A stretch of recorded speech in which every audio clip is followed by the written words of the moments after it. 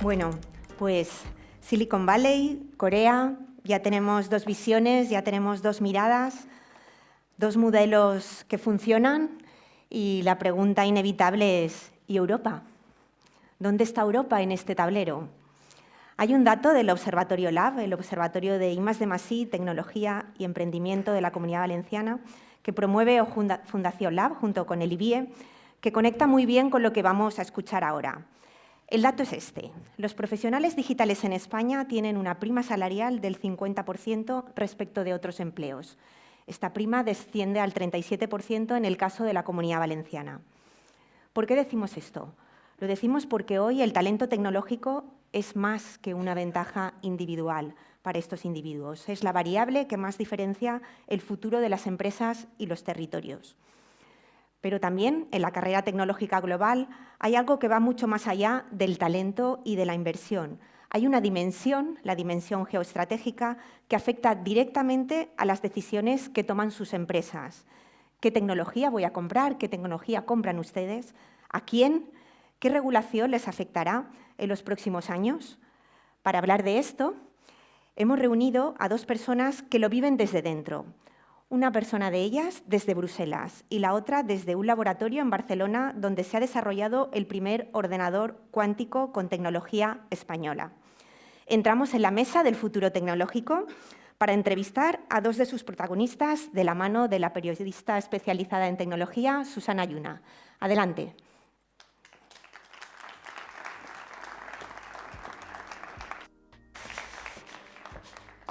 Bueno, yo voy a pedir a Marta y a Raquel que me acompañen y así las puedo presentar como corresponde. Un aplauso para ellas, por favor. Como queráis. Bueno, pues como bien decía Marta, venimos de ver dos visiones en este viaje que ahora aterriza en Europa/España. Vamos a tocar ambas partes del tablero. Tenemos un poquito más de 30 minutos, ahí no pone eso, pero vamos a ver si lo podemos modular. Y bueno, el currículum de las dos es extensísimo, evidentemente no nos da tiempo a poder contarlo todo, pero sí me gustaría que tuvieran una idea muy clara de quiénes son las dos personas que nos acompañan. Marta Pascual Estarellas es CEO de Kilimanjaro Quantum Tech, es una empresa pionera en España en el desarrollo de computación cuántica integral. Esto quiere decir que hacen tanto el hardware como el software y la integración en los centros de datos. Es doctora en física, licenciada en química, empezó su carrera como investigadora y luego se pasó al lado, iba a decir al lado oscuro, pero no, al lado de la empresa, al ámbito empresarial. Actualmente al frente de esta compañía Deep Tech, centrada en el desarrollo de la próxima generación de infraestructuras computacionales de Europa. Desde Kilimanjaro impulsa el acceso de empresas e instituciones a estas capacidades avanzadas de las que vamos a hablar ahora, con el objetivo precisamente de posicionar a Europa y a España en la vanguardia de la revolución tecnológica global. Bienvenida, Marta, es un placer tenerte aquí. Raquel Jorge es directora de Asuntos Europeos y directora de la oficina de Bruselas en Adigital, la Asociación Española de la Economía Digital. Como parte de Digital Europe, la principal asociación europea del sector de la industria digital, es presidenta inaugural del Comité Ejecutivo de Asesoramiento en Políticas, investigadora asociada en el Centro de Estudios Políticos y Sociales, donde lidera las carteras de Diplomacia Tecnológica y la Dimensión Internacional de la Seguridad Económica. Además, investigadora asociada en el Real Instituto Elcano, donde lideró el grupo de trabajo sobre política tecnológica durante 4 años. Además, y esta es la versión corta, miembro del Consejo Asesor del CDTI por orden ministerial y, como saben, y si no se lo recuerdo, es la entidad pública empresarial española responsable de la innovación tecnológica y la financiación con carácter independiente y no remunerado y adscrita al Ministerio de Ciencia, Innovación y Universidades. Como ven, dos mujeres que tienen un amplio currículum y que conocen muy bien qué está ocurriendo en Europa y cómo vamos a bajar todo esto a España. Raquel, llevamos años hablando de guerra tecnológica entre Estados Unidos y China, pero la realidad es que, o posiblemente, muchos de los empresarios y empresarias que estén en la sala todavía lo pueden percibir como algo lejano. Me gustaría que nos explicaras qué ha pasado en los últimos meses que debería preocuparnos más de lo que ya nos preocupa. Sí, bueno, primero de todo, muchas gracias por la invitación, porque además soy valenciana, que creo que es lo más importante, aparte de la Mira, eso no lo he discusión. dicho. Sí, sí, no. Entonces, nada, muchas gracias por la invitación. A ver, la verdad que suceden muchísimos temas a nivel actual, de hecho no nos daría tiempo a abordarlo, pero quizás señalaría dos en lo que se refiere a esa preocupación, ¿no? Y luego quizás podemos ver la agenda más positiva de las oportunidades para las empresas. La primera de todas sería la seguridad económica. La seguridad económica es un enfoque según el cual los gobiernos y también la Unión Europea como organismo supranacional están intentando articular mecanismos de política pública que permitan desarrollar componentes con base tecnológica de innovación digital, biotecnología, tecnologías profundas como la cuántica, con un enfoque un poco más proteccionista. Proteccionista no es un adjetivo subjetivo que sea bueno o malo, simplemente es un enfoque por el cual los gobiernos quieren que los componentes tecnológicos se desarrollen aquí. Hace unos años todos sabíamos que las cadenas de valor de manera natural e innata están fragmentadas. Es el caso de los semiconductores. Al final los semiconductores, para bien o para mal, están fragmentados en la cadena de valor.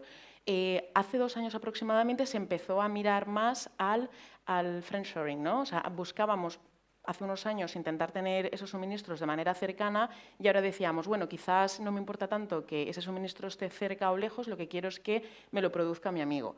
Y en los últimos meses lo que estamos viendo es un recrudecimiento de las medidas de política pública por las cuales ya no quieres solamente que tu amigo, tu país colega te dé ese suministro, sino que quieres desarrollarlo aquí. Y eso pone retos. ¿Por qué? Porque por un lado, como he comentado hace un minuto, las cadenas de valor están fragmentadas, entonces en materia de semiconductores es muy difícil pretender ir desde la fase de la I+D hasta la fase de la comercialización de manera exclusiva en territorio de la Unión Europea.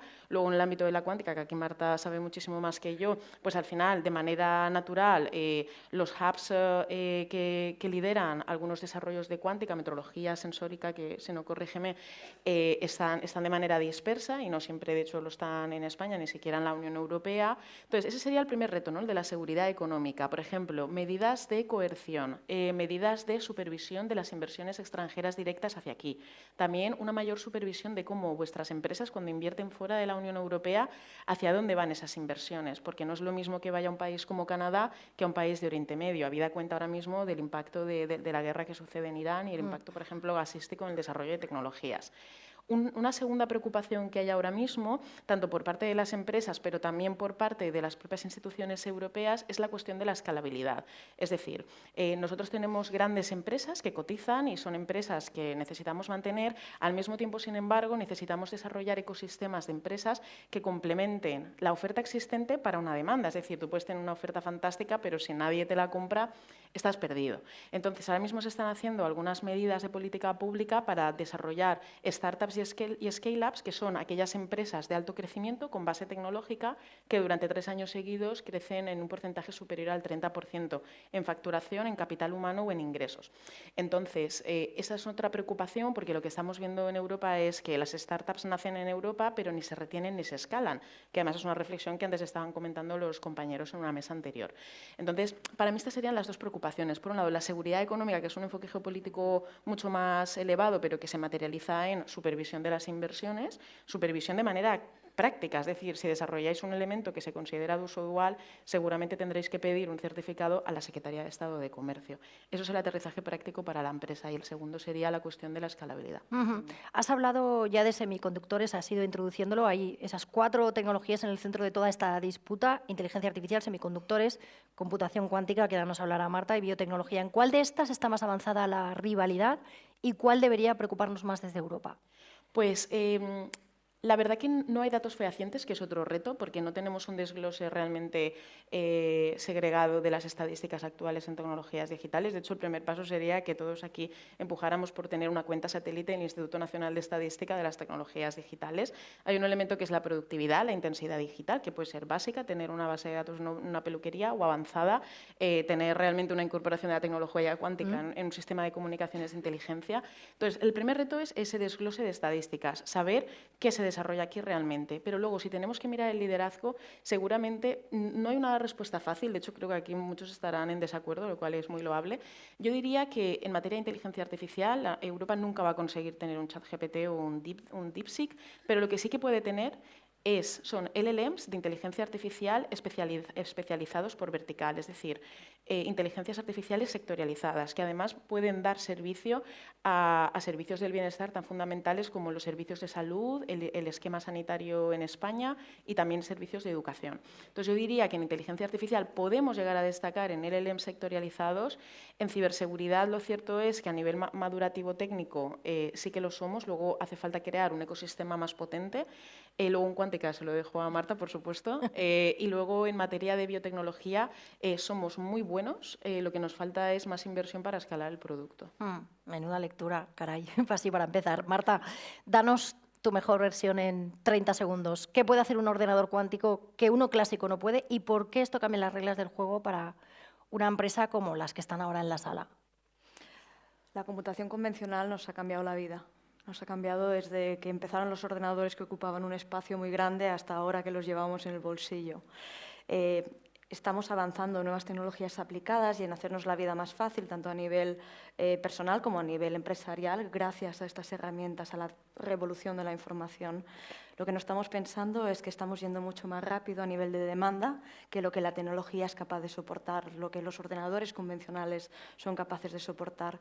No podemos ir más allá en diseño de fármacos, en diseño de nuevas moléculas que puedan curar enfermedades que a día de hoy no tienen cura, porque las limitaciones de la supercomputación están allí. Y ahora, especialmente con el boom de la inteligencia artificial, no podemos ofrecer suficiente capacidad según lo que nos exigen las demandas exponenciales de tratamiento de datos.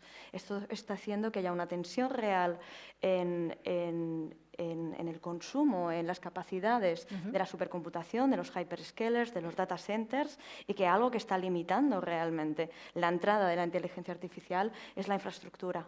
La infraestructura de repente se vuelve algo estratégico.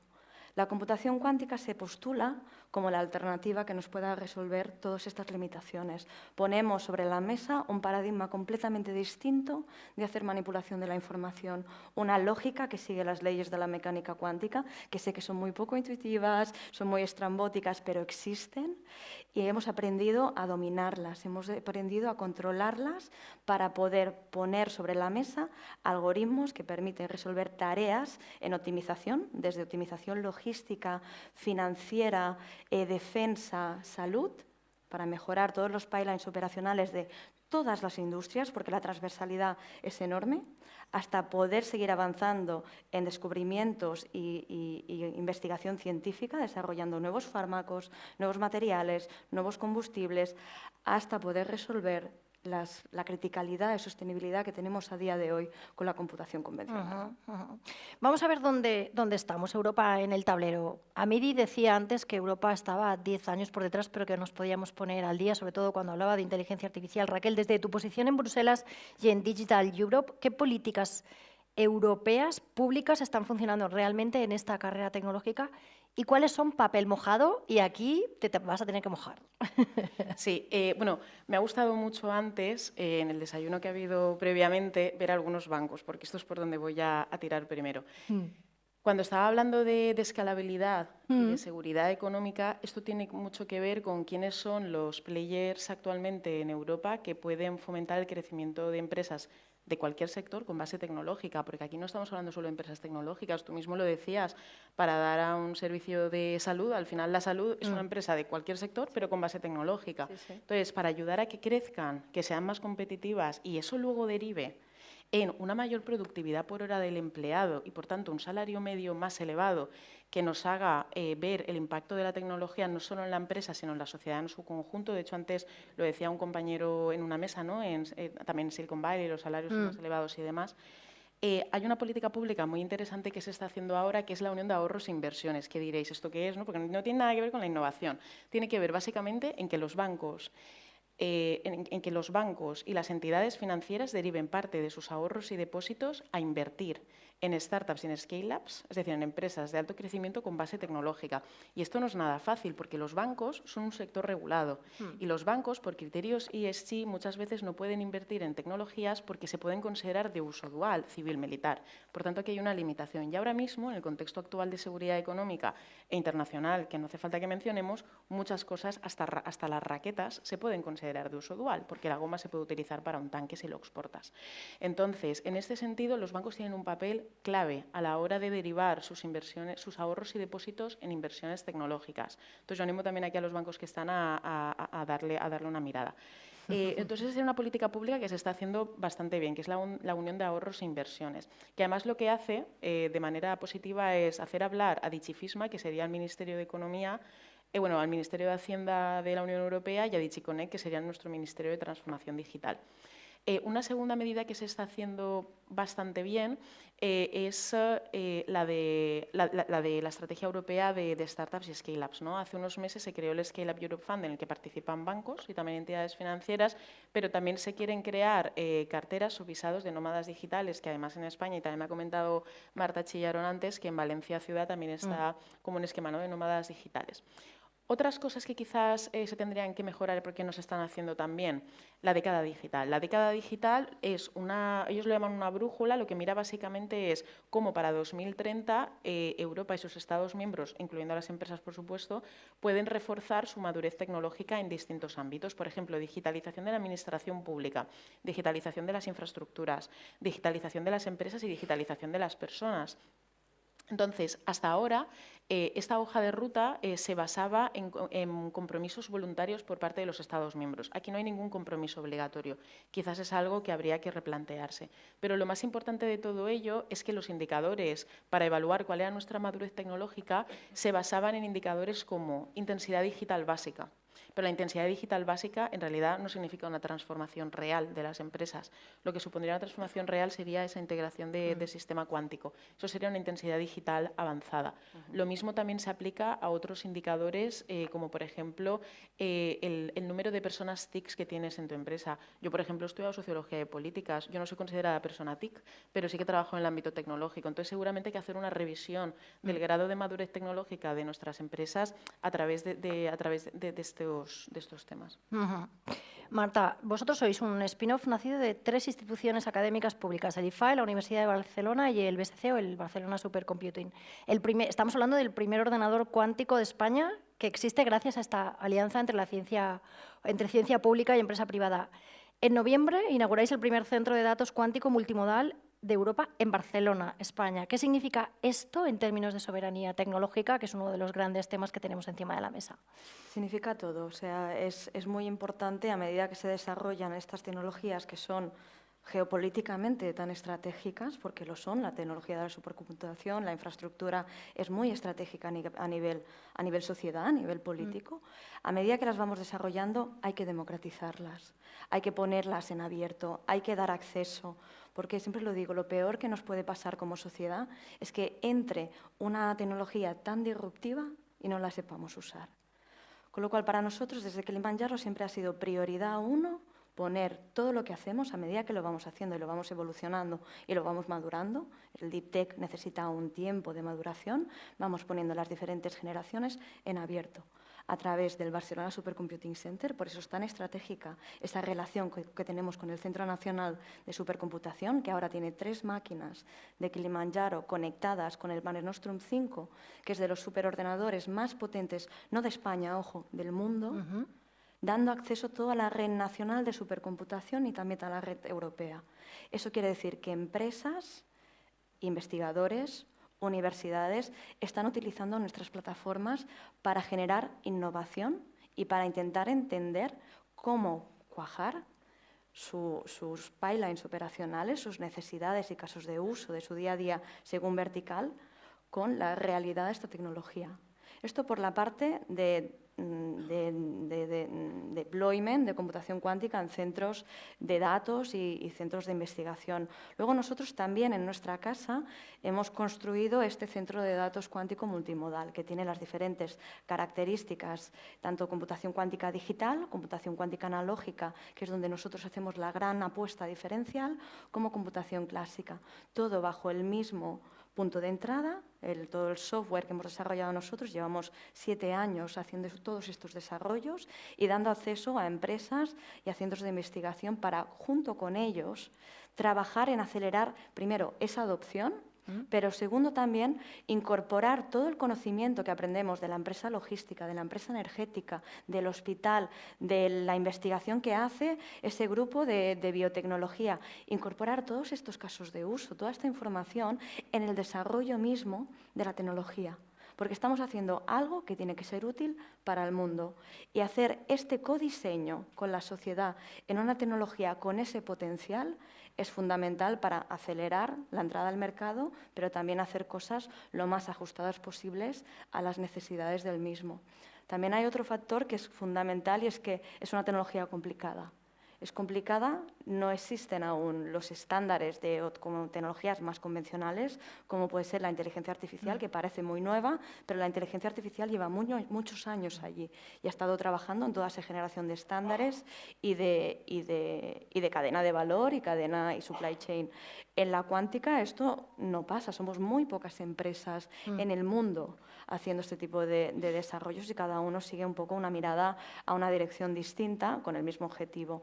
Con lo cual, trabajar mucho en educar a los ingenieros de diferentes áreas en lo que es esta tecnología, lo que puede hacer también limpiar un poco el humo, ¿no?, de la desinformación, del hype, para que tengamos muy claro para qué sirve y para qué no sirve, es una tarea, responsabilidad de todos nosotros. Pregunta para las dos. ¿Qué cambia para Europa el hecho de que todo lo que acabas de explicar exista aquí y no en California o en Shanghái? Nos da esa soberanía tecnológica que es tan importante cuando, sobre todo cuando se están creando en algunos sectores unos monopolios que hacen que cuando hay un conflicto global, como los que estamos viviendo ahora, lo estamos viendo, y se cierren fronteras o haya algún tipo de inestabilidad, pues perdamos acceso a una gran parte de la cadena de suministros. La computación cuántica no es menos. La computación cuántica está siendo fuertemente invertida en países como China.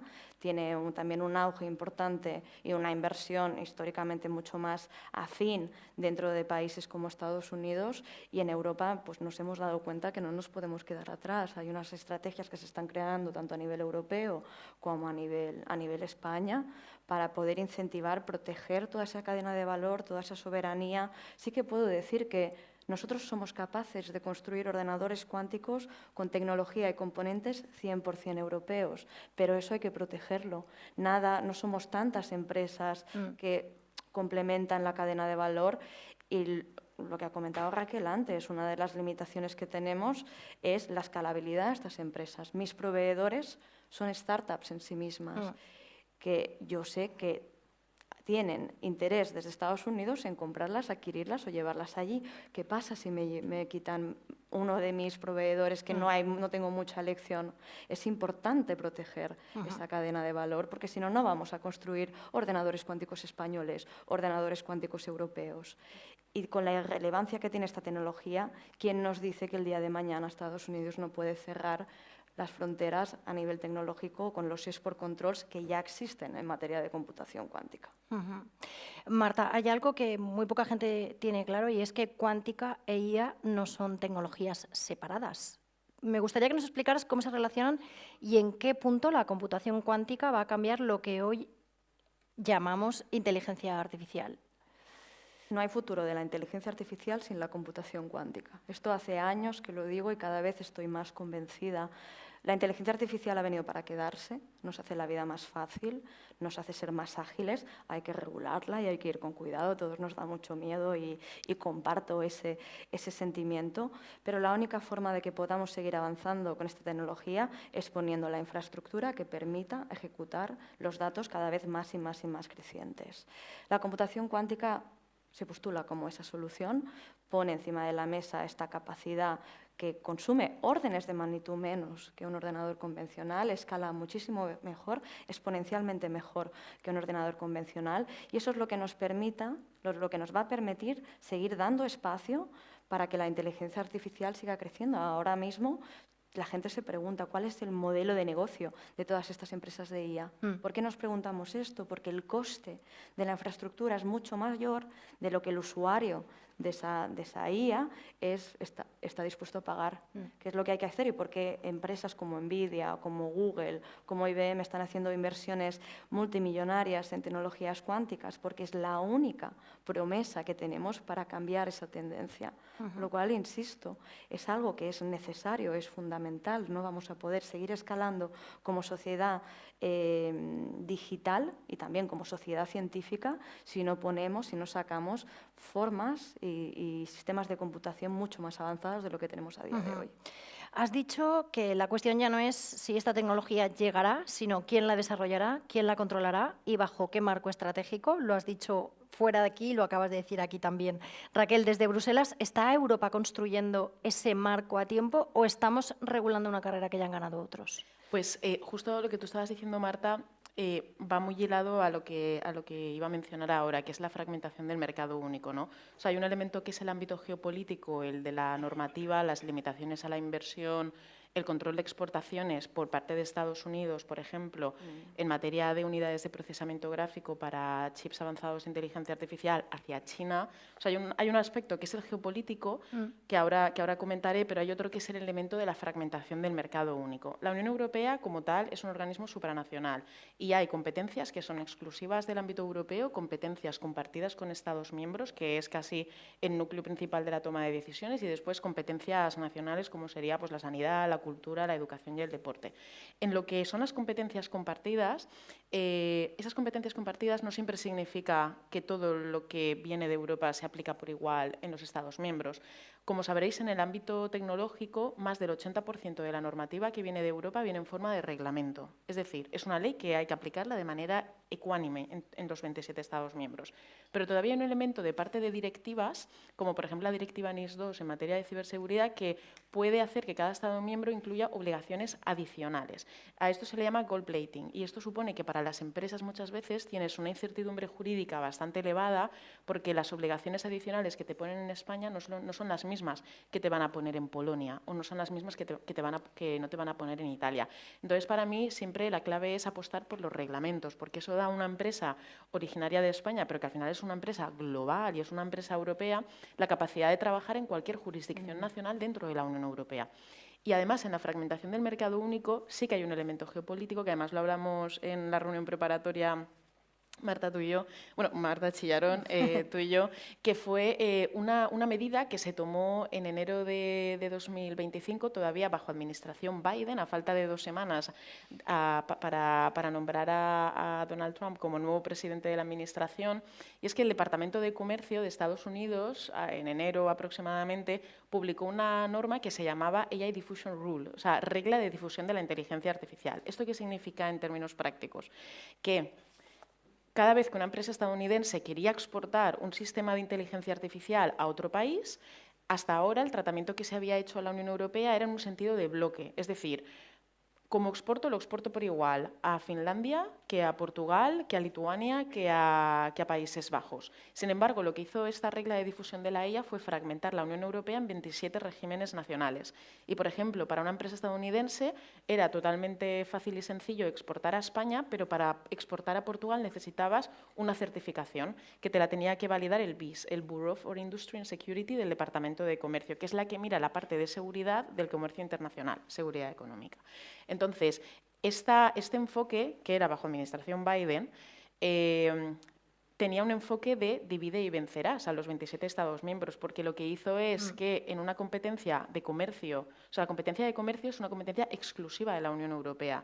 O sea, la Unión Europea es la que decide el acuerdo comercial del Mercosur y el acuerdo comercial con X país, con Australia, por ejemplo. Entonces, lo que hizo fue dividir una toma de decisiones única, unívoca, en 27 regímenes nacionales. Eso tuvo un efecto muy importante en aquellos usuarios de inteligencia artificial, deployers de inteligencia artificial y proveedores de inteligencia artificial. Esa norma que se publicó bajo administración Biden, Trump cuando llegó la revocó, pero puso una con un nivel de restricción mayor. Entonces, como podéis ver, pues nos enfrentamos a nivel geopolítico también a elementos que afectan a nuestro mercado único, ¿no?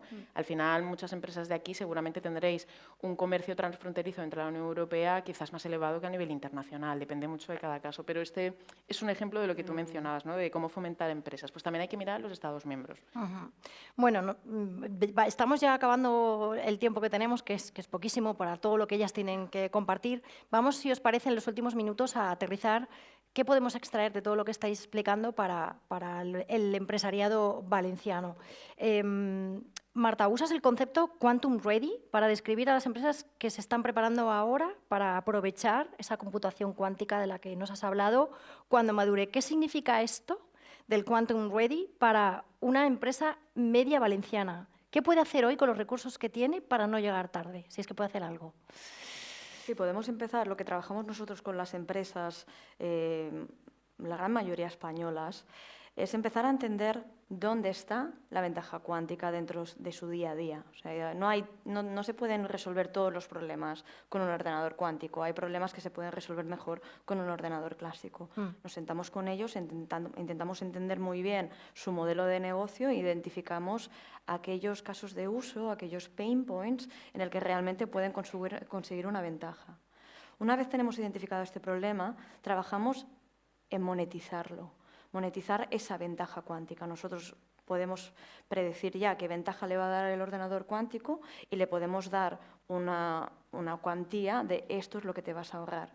Generalmente esa monetización es muy elevada porque estamos hablando de poder resolver problemas de optimización con una precisión mucho más importante de lo que está resolviendo a día de hoy, problemas complejos de computación con una velocidad mucho más rápida, lo cual te disminuye el tiempo de cómputo y el coste, y la cuantificación suele salir bastante elevada. Eso lo que le da a la empresa es visibilidad para poder tomar una decisión de si quieren entrar en esta tecnología o no, lo cual es completamente válido. Hay veces que te interesa, que te vale el esfuerzo, y hay veces que no. Y esto se tiene que dar esa información lo más transparente posible a estos equipos.